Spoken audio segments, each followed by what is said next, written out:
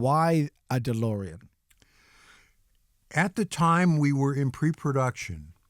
First of all, the time machine was originally a refrigerator. It was built out of an old refrigerator.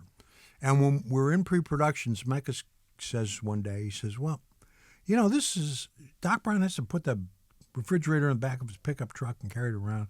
Wouldn't he have been smart enough to build it into a vehicle? And I said, that's a really good idea, Bob, because he said, I don't want to shoot having a forklift and doing all this stuff. Let's put it in a vehicle. And at the time, this was August 1984, John DeLorean was on trial. Right. And he was on the news. This story was on the news every night. And Bob said, what if it was a DeLorean? And I said, oh, man, I wish I'd thought of that idea. But I know a great idea when I hear one. That was a great idea. So the idea that it was a DeLorean, it worked on two levels. One, of course, the car is one of the coolest looking cars you've ever seen with the gold wing doors, obviously, futuristic look and the UFO joke and all that.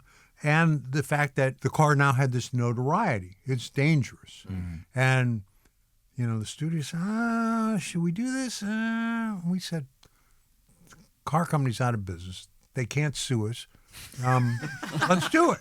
So then, all right. Is there another car you could use? And our product placement person, he shows up in my office one day, and this was Universal was all new to product placement. This is because companies will pay you to put their product in a movie. Right. And it's great as long as you can make it organic to the content. So he says, Bob, I can get your company $75,000, which back then was a day and a half of shooting.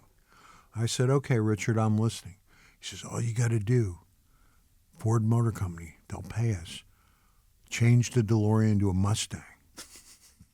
I said, Richard, Doc Brown doesn't drive a friggin' Mustang. Get out of my face. But everything happens for a reason, and it's so iconic, the DeLorean, when it comes to that. You know what? It's such a shame it wasn't real, because Doc could have flown to the future, worked out what all the problems were with DeLorean cars, and made them not break down so much, and it could have been a different story. Yeah. Why is the flux capacitor called the flux capacitor? Because it sounds so cool. Not every question has a great story. No, it just sounds cool. Sometimes that was just one where, we need some kind of a gizmo device. And first we had something that was called a power converter, and it ran on Coca-Cola. Right. Because nobody knows what the formula is for Coca-Cola. Ah, right. nice. It's a big top secret. How does this work? I don't know. We just put Coke in it, and it works. That's a good idea. And then when we changed it to a car, we said, okay, that doesn't quite work. Let's come up with something else. I said, flux capacitor. Beautiful. And Wow.